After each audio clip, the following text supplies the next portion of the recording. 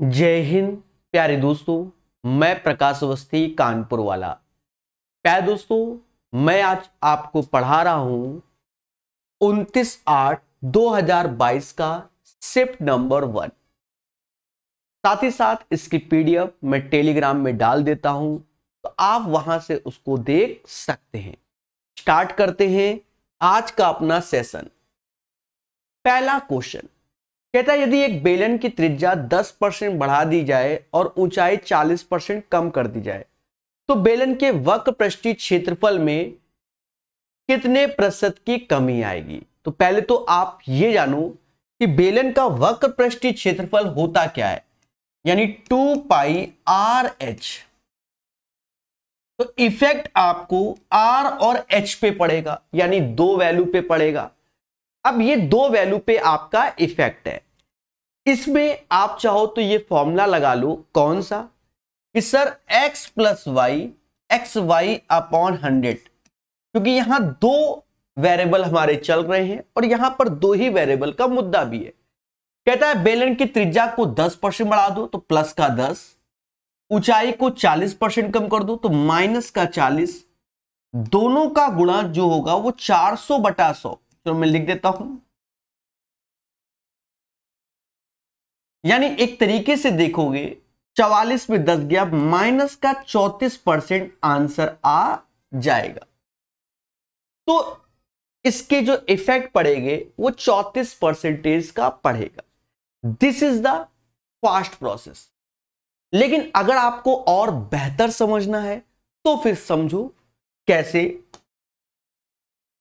कहता है 10% त्रिज्या बढ़ा दी गई, तो 10% का मतलब होता है 1/10, यानी पहले त्रिज्या 10 थी और आज त्रिज्या 11 हो गई। इसका अर्थ तो यही हुआ ना, पहले त्रिज्या 10 थी, आज त्रिज्या 11 हो गई। और ऊंचाई 40% कम कर दो, 40% का मतलब 2/5। पहले ऊंचाई 5 थी, आज 2 कम कर दिया तो ये 3 हो गई। पहले ऊंचाई 5 थी, आज 2 कम किया तो ये 3 हो गई। क्या दोस्तों, अब यहां गुणा कर लीजिए, गुणा कर लीजिए, ये 50 आ जाएगा और ये हमारा 33 आ जाएगा। दोनों का अंतर 17, तो 50 से 33 हो रहा है तो कम हो रहा है। किस पे देखोगे, 50 पे देखोगे, और गुणे 100, यानी कमी हो रही है। और ये कितने, 34% की हो रही है। ये अपना दूसरा तरीका हो गया। अगर आप तीसरे तरीके की ओर जाओगे तो 100 मान लो भाई, बेलन का क्या वक्र पृष्ठीय क्षेत्रफल 100 है, 10% बढ़ाया तो 110 भी 40% कम कर दो और उसके बाद डिसाइड कर लो। क्लियर है? पहला क्वेश्चन हर एक मासूम से बच्चे को क्लियर। दूसरा क्वेश्चन बेस्ड ऑन फॉर्मूला, यानी आपको प्यारे दोस्तों फॉर्मूला मालूम है तभी बना पाओगे। कहता क्या है, यदि t किसी धनराशि को निरूपित करता है, m वर्षों की संख्या को निरूपित करता है, p ब्याज दर को निरूपित करता है, ऐसी भाषा का प्रयोग कर रहा है। अच्छी बात है।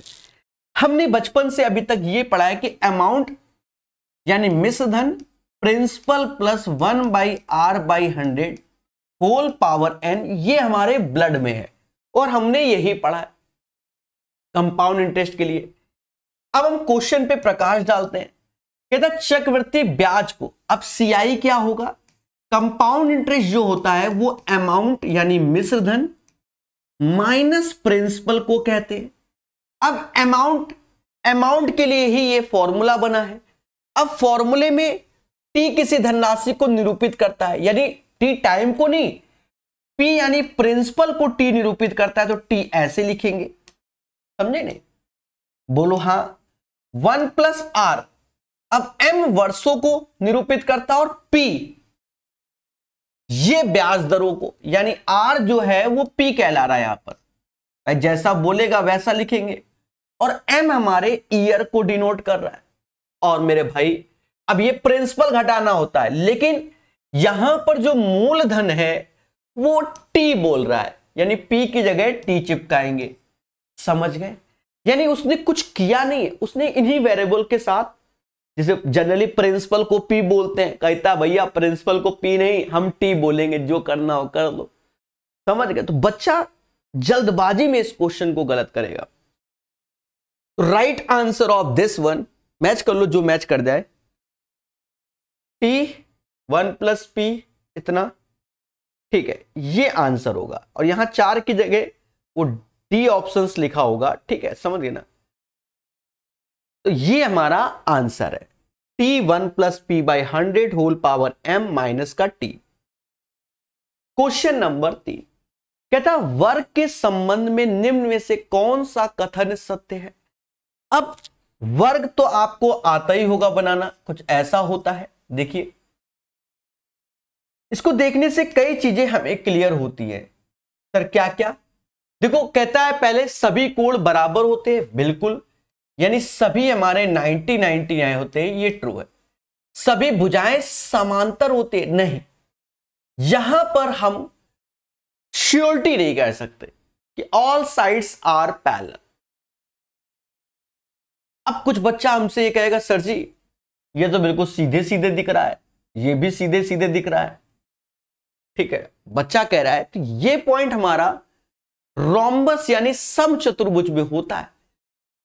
समझ में आया? ये पॉइंट किस में होता है? समचतुर्भुज में होता है। तो इस पॉइंट को रोकेंगे। कहता है विकर्ण बराबर होते हैं। अच्छा, ये जो समांतर होते हैं इसको डी फॉर डाउट लिखते हैं, ये ध्यान रखना। विकर्ण बराबर होते हैं, ये तो क्लियर है कि विकर्ण हमारे बराबर होते हैं, यानी D1 = D2 भी होता है।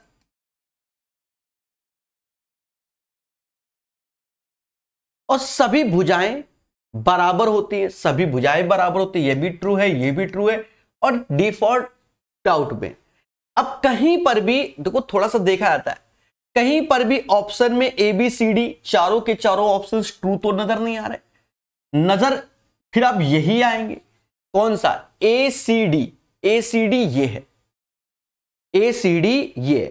पहले बोलो हाँ।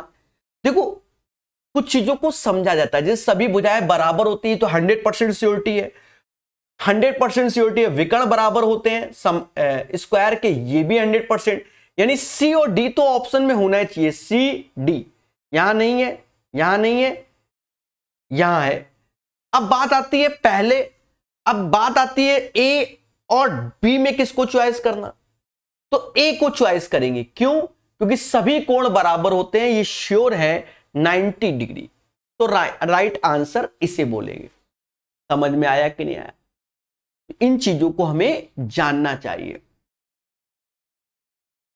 मीनू अकेले किसी कार्य को 16 दिन में कर सकती है। मीनू किसी कार्य को 16 दिन में, उसी कार्य को सिमी उसी कार्य को 12 दिन में। बहुत अच्छी बात है। कहता है यदि राज उसके साथ कार्य में शामिल हो तो तीनों एक साथ मिलकर 4 दिन में, यानी ये दो लोग काम कर रहे थे, अब राज भैया कहते हैं हमको भी शामिल कर दो, तो मीनू सिमी के साथ राज भैया आ गए और कहते भैया हम तो 4 दिन में निपटवा देंगे तीनों लोग मिलकर। ठीक, तो हमसे कह रहा राज अकेले उस काम को कितने दिन में कर लेगा।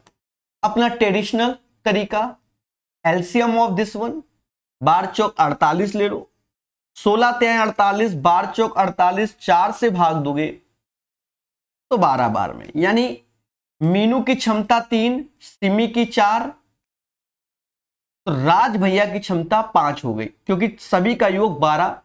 अब इसी 5 से भाग दोगे तो 48/5, यही इसका आंसर हो जाएगा। तो क्वेश्चन नंबर 4 का जो सही आंसर है वो 48/5 होगा। क्लियर ना दोस्तों? आप लोगों से थोड़ा सा सपोर्ट चाहिए। आप सेशन को कोशिश करो 1-2 ग्रुप में शेयर करने की, जिससे कि हम ये 99 सेट आपको मोहब्बत से पढ़ा दें। बाकी जैसी आपकी श्रद्धा, ठीक है, पढ़ाएंगे तब भी। दिए गए बारंबारता बटन की माध्यिका ज्ञात करो। अब ये क्वेश्चन अच्छा है, ठीक है, बच्चा इसको तैयार नहीं करता है, पता नहीं क्यों।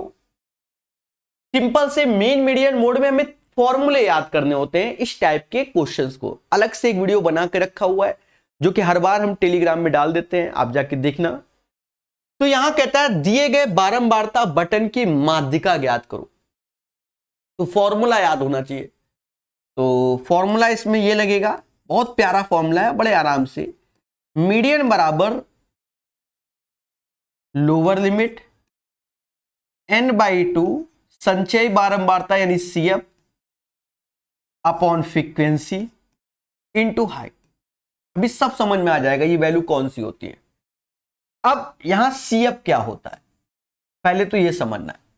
देखो CF क्या है कि इसको जोड़ते हुए आगे बढ़ेंगे। जैसे ये 10 है, 10 में 8 जोड़ा 18, 18 में 7 जोड़ा 25, 25 में 9 जोड़ा 34, 34 में 12 जोड़ा 46। तो ये एक तरीके से सारे के सारे CF बन गए, संचयी बारंबारता। लेकिन यहां पर कौन सा लेंगे अभी समझ में आएगा।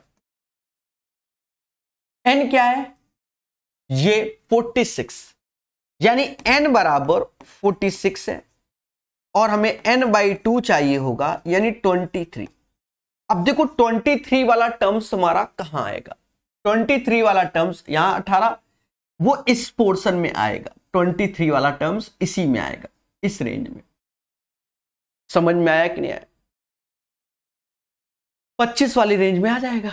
अब 25 वाले में आ गया तो जो इसके ऊपर ये लिखा है इसे F बोलेंगे, इस पोर्शन को F बोलेंगे। ध्यान देना, इससे पहले वाले पोर्शन को इसे CF बोलेंगे, इसे हम लोग लोअर लिमिट बोलेंगे, इसे हम लोग हाइट, दोनों का अंतर हाइट यानी h बराबर 10 बोलेंगे। बस n तो आपके सामने है, खेल जाओ। तो लोअर लिमिट हमारी हो गई कितनी, 20,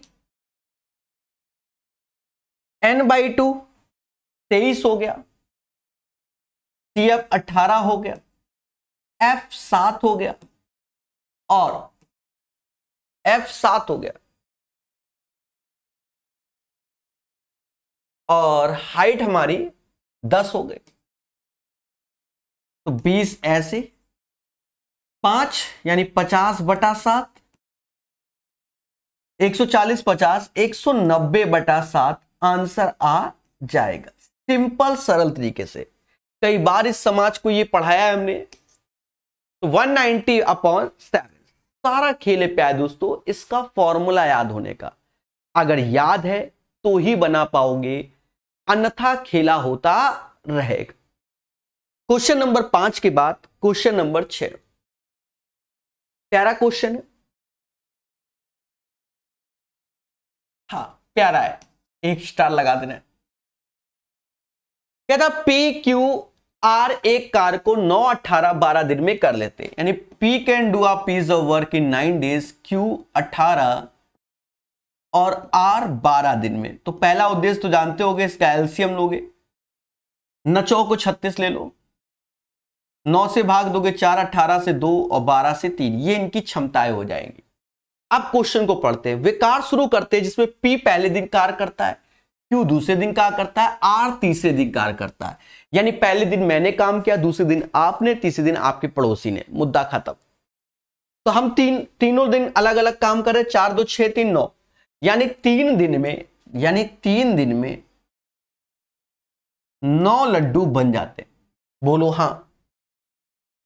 फिर इस चक्र को कार्य पूरा होने तक जारी रखा जाता है, यानी जो ये पैटर्न चल रहा है PQR फिर से जारी रखा जाता है। तो अब कब पूरा होगा, तो काम करना है 36, हुआ है 9, तो 9 में किसका गुणा करें 36 जाए, तो कहोगे 4 का, इसमें भी 4 का कर दोगे, यानी 12 दिन में पूरा का पूरा कार्य निपट जाएगा। 12 इज द राइट आंसर। यानी इस क्वेश्चन का आंसर प्यारे दोस्तों 12 दिन आएगा, 12 दिन। क्वेश्चन नंबर 6 का जो सही आंसर होगा वो 12 दिन आएगा। सिंपल सरल तरीके से आपको यह समझा दिया गया है, समझ गए। Question number 6। क्वेश्चन नंबर 7, किसी गांव की जनसंख्या 4 लाख थी, पहले वर्ष में 20% की वृद्धि, दूसरे वर्ष में 30% की वृद्धि, तो 2 वर्षों के बाद कितना, आप सिंपल वे में कर लो। थोड़ी देर पहले जब हमने पहला क्वेश्चन अटेम्प्ट किया था, करने के कई तरीके होते हैं, एक बात को याद रखना, जब हमने पहला क्वेश्चन अटेम्प्ट किया था तो वहां पर हमने रेशियो प्रोसेस से भी बताया था, बोलो हाँ। तो इस क्वेश्चन को हम रेशियो से कर लेते हैं, थोड़ा बेहतर समझ में आएगा। 20% की वृद्धि यानी 1/5, यानी पहले जनसंख्या 5 थी, आज 6 हो गई। दूसरे वर्ष में 30% की वृद्धि यानी 3/10, पहले जनसंख्या 10 थी और आज 13 हो गई।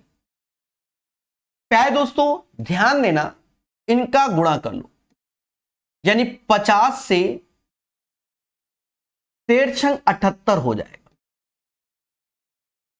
5 × 10 50, 6 × 13 78 हो जाएगा। और मेरे दोस्तों याद रहे, यही 50 बराबर 4 लाख के, यही 50 बराबर 4 लाख के, यही 50 बराबर 4 लाख के। तो 0 से 0 काटोगे, 40,000 में 5 का भाग दोगे, 8 5 40, यानी 8 का गुणा हो जाएगा। बोलो हाँ। तो 78 का मान चाहिए, तो इसमें भी 8 का गुणा कर दो और 3 0 लगा दो। 1 2 3 8 64, 6 हासिल, 8 7 56 और 6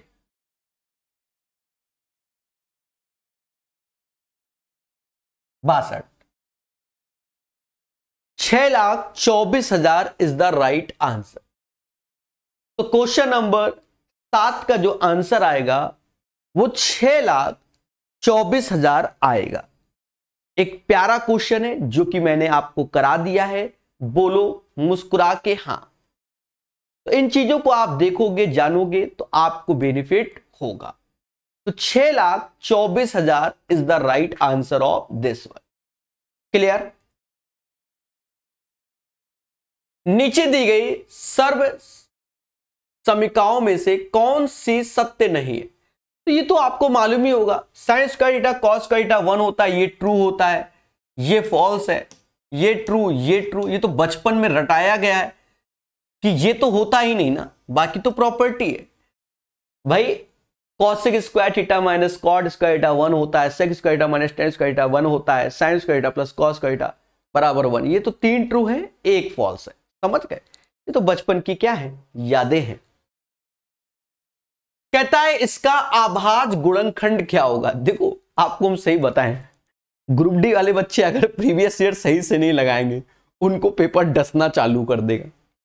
इसका रिव्यू हम अंत में जरूर देंगे इस सेट का, क्योंकि कई ऐसे सेट मिल जाएंगे जहां खेला हो जाएगा। अब जैसे यही क्वेश्चन है, अब ग्रुप डी का बच्चा जो तैयारी कर रहा है रेलवे की, वो इसके फैक्टर करने बैठेगा तो डस लेगा हम ही को डस लेगा, दूसरी बात छोड़ो। अब देखो थोड़ा दिमाग लगाओ। हाँ, हमें भी नहीं मालूम है, हम आपको दिमाग देंगे सिर्फ।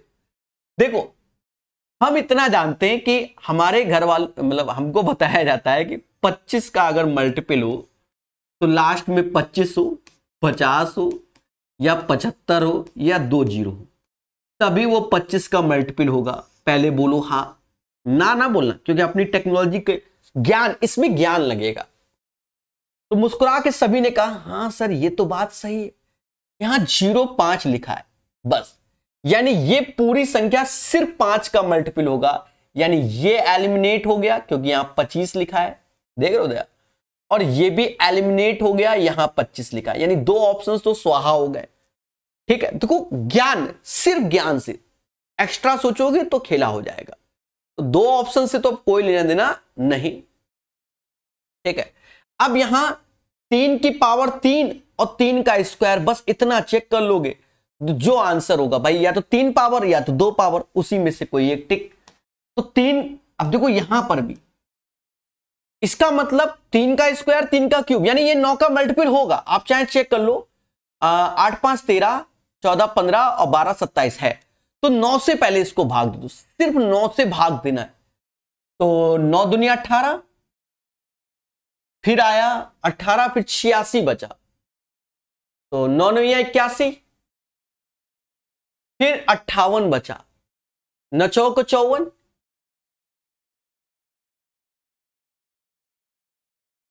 बचा ना, फिर 9 चौक 54, फिर 40 बचा, 9 चौक 36, 9 पना 45। अब देखो ये अगर 3 का मल्टीपल है तो फिर आंसर ए हो जाएगा, नहीं है तो डी हो जाएगा, बस इतना। नहीं है यानी इसका आंसर ये होगा। और जो जुझारू लोग हैं, नहीं जानते इन सब चीजों को, वो ये क्वेश्चन गलत कर देंगे। अब इसीलिए हमने नंबर सिस्टम पढ़ाया हुआ है। यूथ 2024 पढ़ा होगा आपने मुझसे। नंबर सिस्टम की थ्योरी क्यों पढ़ाई, जबरदस्त पढ़ाई। उसका कारण यही था कि जिस दिन अच्छा क्वेश्चन आएगा, अच्छे अच्छों की हवा निकाल देगा। टफ नहीं है, यहां भाग दे के फैक्टर करना कष्ट में है, समझ गए। तो उम्मीद है ये क्वेश्चन सबको क्लियर हो गया होगा, ठीक है ना। अन्ना अब कोई कहेगा सर 7 और 11 चेक करो, अरे कहा है चेक करें, हमने 2 से निपटा दिया, मुद्दा खत्म, फ्री बैठे हैं का। क्वेश्चन नंबर 10, यदि द्विघात समीकरण इतने के मूल क्या है, समान है, मूल क्या है, समान है, तो P का मान क्या है। देखो अगर मूल समान है तो B² बराबर 4AC होता है। B² बराबर क्या होता है, 4AC होता है, बोलो हाँ।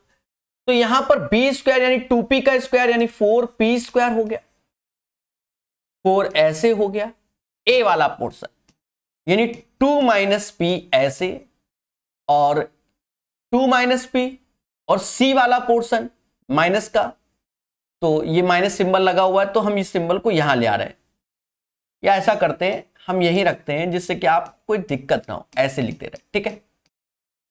माइनस के सिंबल का प्रयोग, P का मान चाहिए, तो अब ये माइनस का सिंबल चाहो तो ऐसे लिख लो, 4 ऐसे, इस माइनस का यहां गुणा करोगे जिससे आपको कोई कष्ट ना हो, इसलिए मैंने इसको ऐसे रखा। अब ठीक है ना, अब फैक्टर कर लो, 4 ऐसे रखो, P² माइनस का 2P, करने को तो मैं डायरेक्ट कर दूं, नहीं करूंगा, रेलवे ग्रुप डी का बच्चा है, मालूम चला धरने में बैठ जाए, ये क्या कर दिया। 4 से 4 ये तो जाते ही है ना। अब देखो P² से P² गया, अच्छा यहां पर ये 2 का गुणा करना था, यहां 2P एक्स्ट्रा लिख दिया ना, ठीक है। अब मेरे प्यारे दोस्तों ये वैल्यू आएगी माइनस का P, और ये आएगा माइनस का 2 = 0, यानी P बराबर -2 आएगा। तो इसका राइट आंसर P = -2 हो जाएगा। सिंपल तरीके से समझाने की कोशिश की गई। 10 के बाद 11 नंबर, यदि A + B 48 है, AB 56 है, A³ + B³ का मान ज्ञात कीजिए। अब प्यारे दोस्तों अगर हमें इनका मान ज्ञात करना है, यदि A + B बराबर 48 है, AB 56 है, A³ + B³ का मान ज्ञात कीजिए, हमें इसका मान निकालना है। अब बच्चों के दिमाग में ये आएगा सर इसके फैक्टर कर लो, 8 × 7 = 56, 8 × 7 = 15, यहां तो 48 है। तो मेरे दोस्त अब ये क्वेश्चन चाहता है कि चुपचाप शांति से मुझको सॉल्व करो, तो ही आंसर बता पाओगे, अन्यथा तुमको हम डस लेंगे। आप कोई दिमाग लगा दे, देखो बहुत सारा दिमाग होता है आजकल बच्चों के माइंड में, यहां कुछ दिमाग सेट कर ले वो बात की बात है। फिलहाल 8 × 7 = 56, अब या तो 7 × 4 = 28, फिर वो, तो दोनों का योग 48 करना हमारे लिए कष्ट में है पेपर के टाइम पे। बाकी फ्री बैठे हो तो हो सकता है आप कुछ ना कुछ लगा लो। फिलहाल इसका फॉर्मूला इस टाइप से याद करो, मैं तो पूरा मेहनत करके दिखाऊंगा। 3AB ऐसे, A + B इस टाइप से, यहां से A + B कॉमन ले लो ऐसे, तो ये ब्रैकेट में रहेगा A + B का होल स्क्वायर माइनस का 3AB। अब हम लगा देंगे, भाई A + B हमारा 48 है, 48 यानी 4 का मल्टीपल, 48 4 यानी 25 4 का मल्टीपल होता नहीं, 58 4 का मल्टीपल होता नहीं, 2 तो स्वाहा हो गए। अब देखो पेपर वाला कितना दिमाग किया, उसने क्या किया है, यहां पर हम स्वाहा कर देते, लेकिन अगर इसका डिजिटल सम और इसका डिजिटल सम सेम है, क्योंकि डिजिट उसने सब आगे पीछे ही रखी, देखो इसमें भी 1 2 5 2 8 का यूज, इसमें भी 1 2 5 2 8 का यूज, यानी उसने डिजिटल सम का रूल इसमें ना लगाओ, ऐसा दिमाग लगा दिया। भाई 2 तो एलिमिनेट हो गए, डिजिटल सम का जरूरत नहीं, लास्ट 2 डिजिट देख लिया, 4 का मल्टीपल, यहां मुद्दा पैदा कर दिया। अब कोई कहेगा सर 8 का देख लो, 16 का देख लो, 16 का देख लो, हाँ 16 का देख लो, तो 16 का देखोगे तो 16 48 ही चला जाएगा, ये भी 16 चला जाएगा, 16 फिर 16 और फिर 92 तो 80 128 दोनों चले जाएंगे, 10 लेगा आपको। हाँ चलो भाई करते हैं कैलकुलेशन। a प्लस बी का होल स्क्वायर 48 का स्क्वायर 50 से 2 कम 25 2 कम क्या 2304 होता है। ए बी तो 56 3 36 18 15 1 16 168 घटाना होगा। देख रहे हो कितनी मेहनत कर रहा हूं मैं। 48 14 में से 8 गया 6 आया, 9 में से 6 गया 3 आया, 22 में से 2136 आ गया। यानी अब हमें 2136 में 48 का गुणा करना पड़ेगा, यही सत्य है। अब मुझे या तो हम 4 और 4 डिलीट करके खेले, या हम दिमाग लगा दें कि 48 का मतलब होता है 16 त्याय 48, तो मजबूरी है तो हम 16 का गुणा पहले कर देते हैं, फिर 3 का कर लेंगे। 48 का पारा तो मुझे आता नहीं, तो 16 छक्के 96 9 हासिल, 16 त्याय 48 और 9 57 5 हासिल, 16 5 21 2 हासिल, 32 2 34। और अब हम इसमें 3 का गुणा कर लेंगे, 36 18 17 दूनी 36 18 17 त्याय 51 और 1 52, 34 त्याय 102, यानी 102 528 आंसर। तो कुछ क्वेश्चन कभी कभी ऐसे आ जाते हैं मेरे भाई, वहां कैलकुलेशन करनी ही पड़ती है। अच्छा क्वेश्चन है, ग्रुप डी के हिसाब से तो डसने वाला है, क्योंकि आजकल बच्चा क्या है, मैं आपको सही बताऊं, बच्चा चाहता है कि हर चीज का शॉर्टकट मिल जाए। आज यहां 56 लिख दिया, कल को 57 लिख दे, तो भी तो दिमाग लगाना पड़ेगा ना। तो हमें इन सब चीजों पे ध्यान देना होगा, लॉजिक पर। ठीक है, अभी यूपी पुलिस कांस्टेबल हुआ, जिन बच्चों के बेसिक क्लियर नहीं थे उनके साथ खेला हुआ। अब ये क्वेश्चन दे दिया डसने वाला, 3 स्टार, ये सेट अच्छा है, अच्छा सेट। आधों को तो समझ में नहीं आएगा, पर हम समझाने की पूरी कोशिश करेंगे। एक बेईमान दुकानदार चावल को 95 रुपए केजी के क्रय मूल्य पर बेचने का दावा करता है। यह दुकानदार कोई और नहीं, मैं यानी प्रकाश अवस्थी। मैं एक बेईमान दुकानदार हूं, मैं कहता हूं भैया मैं जितने पे लाता हूं उतने पे ही आपको देता हूं, बस ये मैंने बात आपको बता दी। यानी 95 रुपए किलो हम खरीद के लाते हैं, हम 95 रुपए में ही आपको देते हैं। व्यवहारी हो आप मेरे। लेकिन मैं हूं बेईमान, जिस बाट का उपयोग करता है वहां 1 केजी लिखा होता है, देख लो बाट में 1 केजी लिखा है, जबकि उसका वास्तव में उसका वजन, यहां वास्तव में वजन 950 ग्राम होता है। यानी आप आए सर जी 1 किलो टमाटर दे दो, सर जी कहते हम जितने में लाए उतने में तुमको दे रहे हैं, लेकिन सर जी है बेईमान, आपको हम दे रहे हैं 950 ग्राम। नहीं समझे, 1 किलो दे दो, हम दे रहे हैं 950 ग्राम। तो सीधी सी बात, हम 50 ग्राम का घपला कर रहे हैं ना, वही मेरी कमाई, ये घपला वाली कमाई है, समझ गए ना। यहां क्वेश्चन ने एक बात और बोल दी है, इसलिए क्वेश्चन अच्छा है। कहता है इस प्रकार उसे 100 किलोग्राम के वास्तविक वजन वाले, अब यहां मुद्दा है, ये शब्द बोलते ही खेला कर दिया, वास्तविक वजन वाले चावल को बेचने पर होने वाला लाभ ज्ञात करो। अब सुनना, एक एक लाइन को डिकोड। मैं कोई चीज 95 रुपए में लाता हूं और 95 में ही बेचता हूं, यानी मैं तो सही ला रहा हूं ना माल, तभी तो 95 बेच रहा हूं। मैं घपला कर रहा हूं, वो बात की बात है। यानी मैं 95 रुपए किलो कोई चीज लाया, कितना लाया, 100 केजी माल लाया। कितना लाया, 100 केजी माल लाया। यानी मेरी जो एक्चुअल कॉस्टिंग है बिल्कुल 100%, कोई बेईमानी की नहीं, तो मेरी कॉस्टिंग है 9500 रुपया। मैं 100 केजी माल लाया 95 रुपए के हिसाब से, तो यानी 9500 रुपया मेरी जेब से गया। लेकिन मैं समाज को दिखा रहा हूं कि मैं जितने पिलाता हूं मैं उतने पे ही बेचता हूं, और आप आए कहते सर जी 1 किलोग्राम दे दो, तो 1000 ग्राम होता है, मैं आपको चिपका रहा हूं 950 ग्राम, यानी यहां पर मैं 50 ग्राम का घपला कर रहा हूं, वही मेरी कमाई है। लेकिन मैं ये बोल रहा हूं, मैं चिल्ला रहा हूं आपको, भैया मैं जितने पिलाता हूं मैं उतने पे ही बेचता हूं, यानी ये जो 1 किलो बेच रहा हूं वो मैं 95 रुपए किलो बेच रहा हूं। समझ गए ना? अब खेला देखो, यहां पर मेरे तरीके को समझना कभी गलत नहीं होगा। देखो इसने यहां वास्तविक वजन बोल दिया, वास्तविक वजन मतलब यहां पर 100 किलोग्राम होना चाहिए, तो मैं यहां पर घपला कर रहा हूं। तो अगर मैं यहां पर 1 ग्राम बेचूं, 1 ग्राम की कमाई, तो 1000 अपॉन 95 हो जाएगा सेलिंग प्राइस 950। भाई 950 के इधर भाग दो इधर, तो 1 ग्राम, लेकिन हमसे एक्चुअल में 100 किलोग्राम भिजवाना है। कितना? 100 किलोग्राम। तो यहां पर मैं अब 100 केजी का गुणा कर रहा हूं, तो यहां जब मैंने 100 केजी का गुणा किया तो यहां पर भी अब 100 केजी का गुणा हो गया। समझ गए?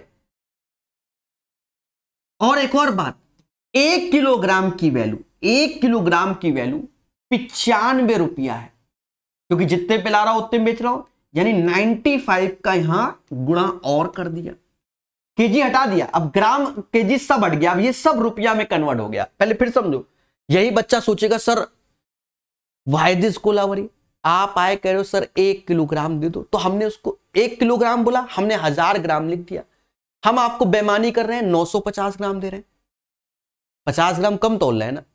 तो अगर हम 1 ग्राम आपको बेचे तो 1 ग्राम में एक तरीके से 1000/950 ग्राम होगा माल, मतलब आप मांगोगे इतना, हम देंगे 1 ग्राम, असली मुद्दा ये।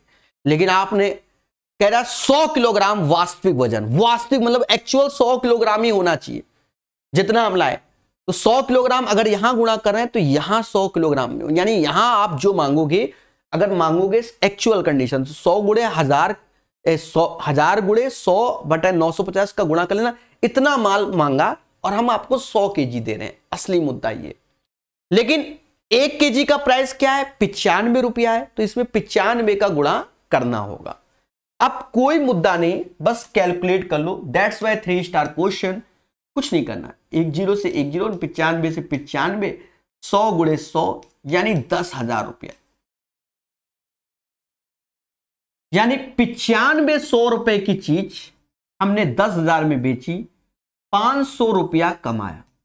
ये वो तरीका है जो बिल्कुल एक्चुअल इसको समझाता है, एक्चुअल समझाता है, ये याद रखना। तो 500 रुपया आंसर, बाकी समझाने के कई और तरीके हैं इसमें कि भैया मान लो 95 100, तो 1 केजी में 5 रुपए, एक मतलब एक तरीके से 1 केजी में 5, तो 100 केजी में 500 रुपए, पर वो तरीका वास्तव में सही नहीं है।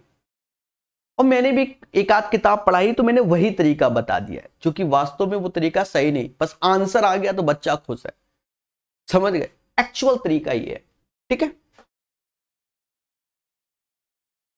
द्विघात समीकरण के मूलों का योगफल ज्ञात करो।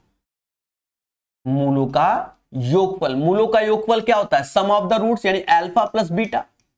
अब ये होता है माइनस का b/a, यानी 28/7 माइनस में, यानी माइनस का 4 हो जाएगा।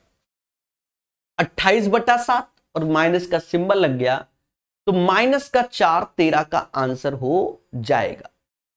बोलो बोलो, टेल। ये क्वेश्चन, ये डेटा दिख रहा होगा। कहता है 2020-2021 में एक कंपनी द्वारा आयात किए गए मोबाइल इतने हैं, ठीक है। क्वेश्चन कहता है 2020 से 2021 के दौरान आयात किए गए मोबाइल फोनों में से इनमें से किस प्रकार के मोबाइल फोनों की संख्या न्यूनतम प्रतिशत परिवर्तन हुआ? न्यूनतम प्रतिशत परिवर्तन। अब एक बात को समझो, इसका अंतर 5 है, इसका अंतर 3.5 है, इसका अंतर 2 है, इसका अंतर 2 है, इसका अंतर 2 है, लेकिन यहां पर सबसे ज्यादा इफेक्ट इसको डालेगा। सर क्यों? क्योंकि इन सब में सबसे बड़ी वैल्यू ये है और उसमें 2 का अंतर है। नहीं समझे? आप पहले ये बताओ, एक पिज्जा के 3 टुकड़े करो, एक पिज्जा के 5, तो ज्यादा किस में मिलेगा? तो सर 3 में मिलेगा। अब यहां पर 30 से 28 और 34 से 36, तो अंतर भले 2 है पर ये बड़ी वैल्यू है, तो इसमें न्यूनतम अंतर आ जाएगा। सर समझ में तो बिल्कुल नहीं आया, नहीं समझ में आया कोई बात नहीं। आप 25 से 30 हुआ यानी 5/25 वृद्धि हुई घटी हुई उससे मतलब नहीं है, यहां पर अंतर चाहिए। तो 25 से 30 5, और किससे कंपैरिजन करोगे? 25 से, गुणे 100, सब में सेम है तो इसलिए 100 काट दे रहा है। अंतर 3.5, कंपैरिजन 28.5 से। अब देखो अंतर 2 का कंपैरिजन 30 से, अंतर 2 का कंपैरिजन 34 से। अब समझ में आएगा, अंतर 2 का कंपैरिजन 26 से। जो हम अभी पिज्जा वाला एग्जांपल ले रहे हैं, अब बताओ 2 के 34 टुकड़े करोगे और 2 के 36, 2 के 30, सबसे कम किस में मिलेगा? तो 2 के 34 टुकड़े में मिलेगा। यानी ये इन सब में तो ये हो गया। अब यहां 5 के 25 करो, यहां 2 के 34 करो, ये भी स्वाहा, यहां 3.5, यहां 2 के 34, ये भी स्वाहा। यानी 2 के 34 वाला हमारा सबसे कम आएगा परिवर्तन। प्लस माइनस नहीं देखना। अब वैसे तो इसमें इंटू 100 करके सॉल्व करना है, वो सब नहीं, ऑब्जर्वेशन से ही समझ में आ गया, डी एम वाला आंसर हो जाएगा। समझ गए? तरीके सीखो। ये ट्रेडिशनल क्वेश्चन है। कहता है त्रिभुज एबीसी में बी और सी के आंतरिक समद्विभाजक डी पे मिलते हैं, ए का मान इतना। यानी आपने थ्योरी पढ़ी होगी, बहुत बताया है, कुछ नहीं होता इसमें। ए बी सी ऐसे है। अब इसका इंटरनल एंगुलर बाइसेक्टर अंतःकोण समद्विभाजक, इसका अंतःकोण समद्विभाजक कहां मिल रहा है? डी पे मिल रहा है। ये अगर 75 है तो ये वाला एंगल जो होता है समाज ये कहता है 90 प्लस एंगल A/2 होता है। 90 75 का आधा 37.5 होता है और 127.5 हो जाएगा। यही इसका आंसर हो जाएगा। 127.5 is the right answer. Clear है? तो 15 भी क्लियर हो गया। फिर से DI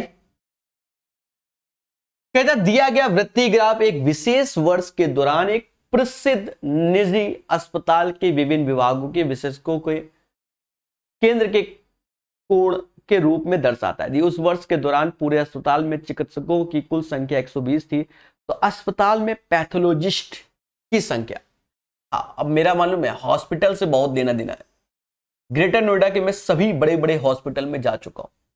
वो बात अलग है, इलाज फ्री में करवाता हूं जाके, ठीक है, और मैं जा चुका हूं बड़े बड़े JP hospital, Yatharth hospital, Kailash hospital, Sharda hospital, ठीक है, बहुत बड़े बड़े हॉस्पिटल हैं ग्रेटर नोएडा में,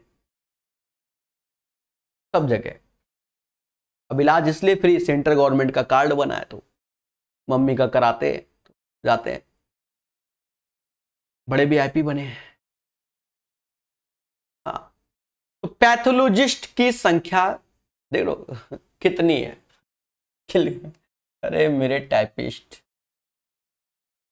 ठीक है, पैथोलॉजिस्ट यानी 45 डिग्री यहां पर दिख रहा होगा, हाँ दिख रहा है 45 डिग्री। अब 45 डिग्री अगर इसके हिसाब चलेंगे तो पूरा सर्कल 360 डिग्री का होता है, तो 360 से भाग दे देंगे और गुणे 120। 45 से ये 8 बार में 120/8, 15 आंसर आ जाएगा। यानी 15 is the right answer of this one. का ऋणात्मक मूल ज्ञात करो, ठीक है, find the negative roots of this one.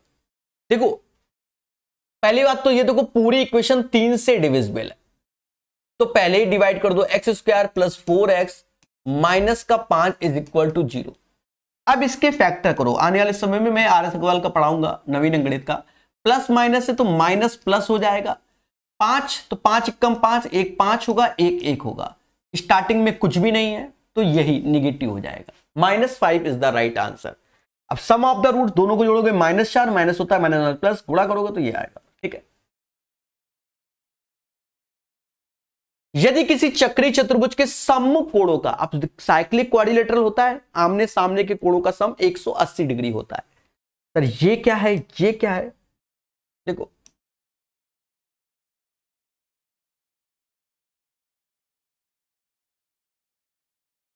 कुछ भी बना दो अंदर, बस चारों पॉइंट को टच करना चाहिए।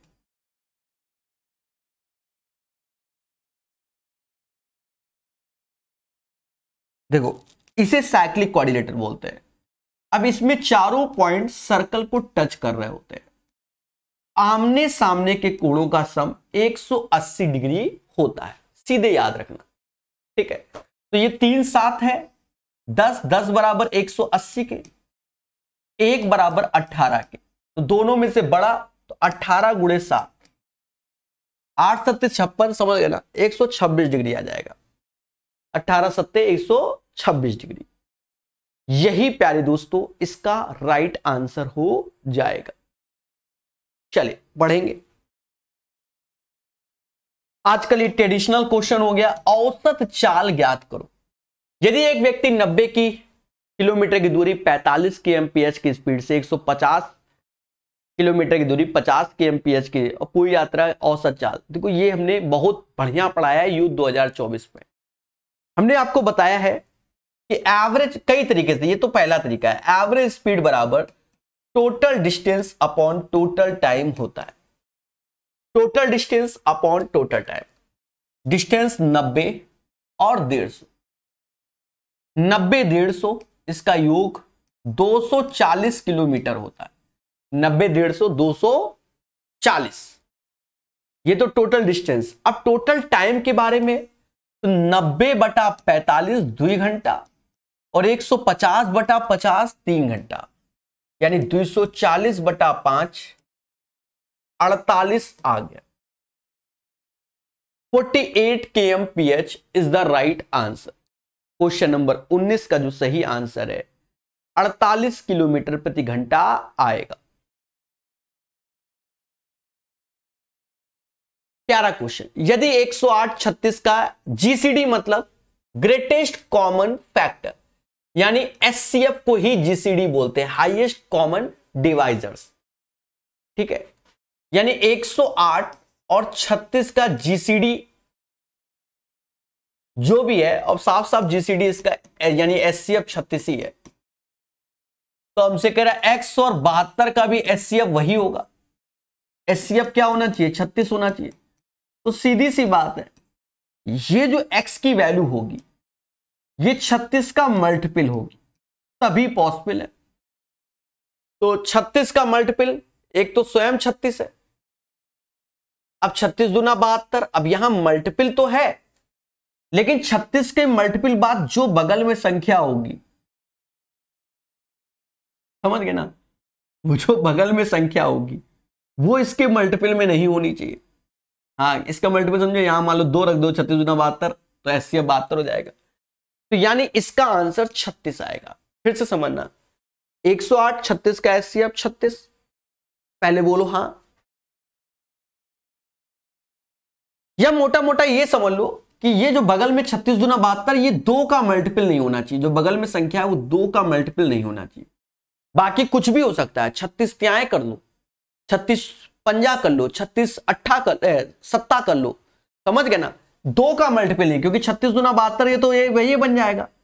अब कह रहा है एचसीएफ 36, तो 36 का मल्टीपल होगा एक्स, लेकिन जो बगल में जो इसके साथ जो मल्टीप्लाई संख्या है, अब जैसे यहां 1 रख सकते हो, 3 रख सकते हो, 5 रख सकते हो, 7 रख सकते हो, 9 रख सकते हो, 11 रख सकते हो, लेकिन 2 के मल्टीपल नहीं रख सकते, ये याद रखना बगल में। तो 36 72, तो 36 दूना 72 ये नहीं हो सकता, बाकी 24 12 है तो उनका मुद्दा ही नहीं है। ये तरीका है इसको प्रॉपर सही ढंग से समझाने का। सिंप्लीफिकेशन मोहब्बत से करो हमेशा। कहता भैया इसको सॉल्व करो, निम्नलिखित का मान ज्ञात करो। इसका मान 1/5 हो जाएगा सीधे, और ये 5 ऐसे, यानी ये कट के 1 हो गया। अब 1 से इसमें भाग दोगे कोई फर्क ही नहीं पड़ेगा। 1/4 2/5, और ये माइनस का 2/5, इनका हैप्पी बर्थडे हो गया। 1/4 आंसर 21 का। एक व्यक्ति ने कुछ फल 30 रुपए में 40 की दर से खरीदे, उन्हें 20 रुपए में 7 की दर से बेचे, तो उसका प्रतिशत लाभ। सिंपल है, देखो 30 रुपए में 14, तो 30/14 हमारा सीपी हो गया। और 20 में 7, तो 20/7 एसपी हो गया।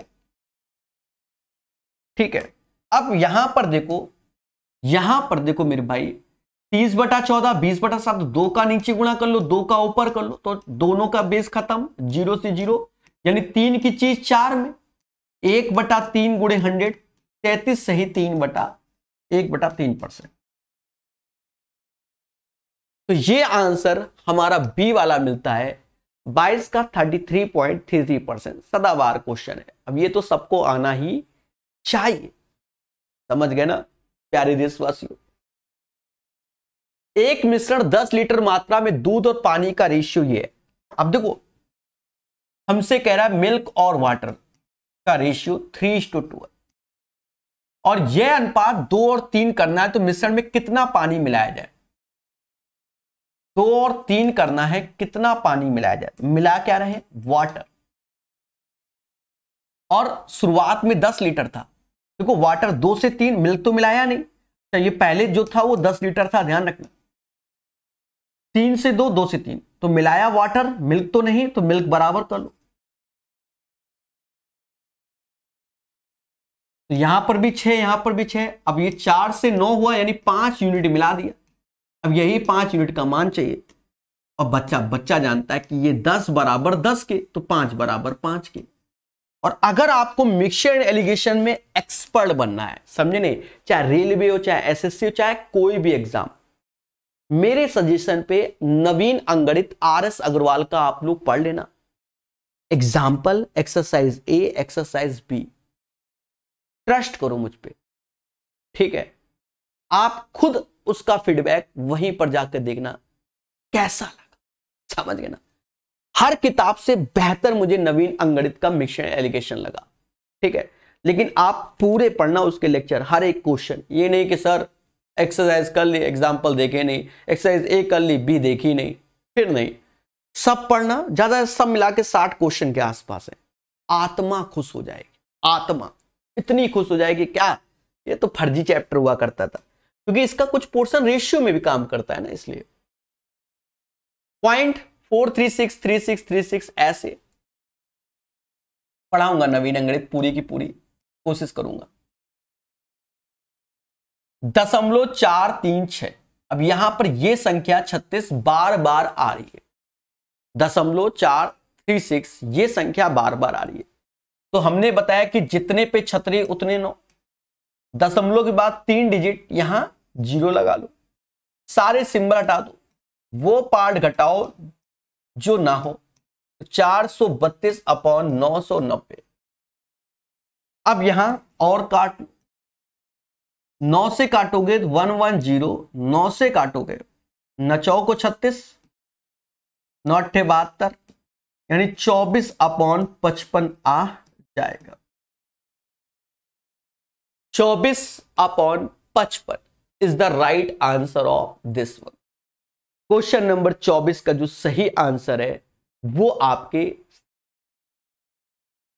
क्लियर ना, क्लियर ना, this is the right answer of this one. एक बेलन की आधार की त्रिज्या 7, ऊंचाई इतना, बेलन का संपूर्ण पृष्ठीय क्षेत्रफल 11 का मल्टीपल देखो, हाँ 11 का मल्टीपल यही है, यही आंसर हो गया। सर मजा नहीं आया, तो मजा देखो, total surface area 2 r r plus h होता है, 2 ऐसे पाई की वैल्यू 22/7। हाँ मजा मतलब पूरा सॉल्व करो, 8 7 15 आई से ये 44, 44 गुणे 15 660 होता है। निम्नलिखित में से कौन सा विकल्प एक निकटतम लगभग वाला मान है? इसे 16 बोलोगे, इसे 4 बोलोगे, इसे 14 बोल दोगे, इसे 5 बोल दोगे। 14 25 70 और ये 12 आ गया, यानी 82 इज द राइट आंसर। इस क्वेश्चन का आंसर 82 बोलेगा ये समाज। यहां देख रहे हो, डरा दिया, इतना पावर, लेकिन ये किसी की पावर अगर 0 होती है तो उसे 1 बोलते हैं, समझ गए ना, डरा दिया, बच्चा डर गया। 9 आंसर। कहता है इतने के योग को इससे घटाया गया, देखो इससे घटाया गया, यानी 12x माइनस जेड से घटाना है हमको इसका योग 2x, तो s माइनस माइनस का 3x हो गया, माइनस 3y हो गया, 7 4 11 जेड। अब ये घटाना तो हो गया मेरे पास, ज्यादा सोचना ही नहीं। 12x माइनस 3x, ये 15x आएगा। 15x से हमारा स्टार्टिंग होगा, वो एक ही ऑप्शन दिख रहा है 15x प्लस 3y माइनस का 12z, और बाकी मुझे ऑप्शन दिख ही नहीं रहे, तो यही आंसर हम घोषित कर देंगे। अगर आत्मा तृप्त ना हो तो फिर पूरा चेक कर लो, minus minus plus 3y minus Z minus का 11z, तो माइनस का 12z आ जाएगा। समझ में आया कि नहीं आया? उम्मीद है ये सेशन आपको समझ में आया होगा। बाकी प्रकाश सर मैथ ऐप को इंस्टॉल कीजिए, वहां बहुत सारा मटेरियल नाम मात्र के शुल्क में अवेलेबल है, आप उसे देख सकते हैं। अच्छा लगा तो बाय भी कर सकते हैं। धन्यवाद।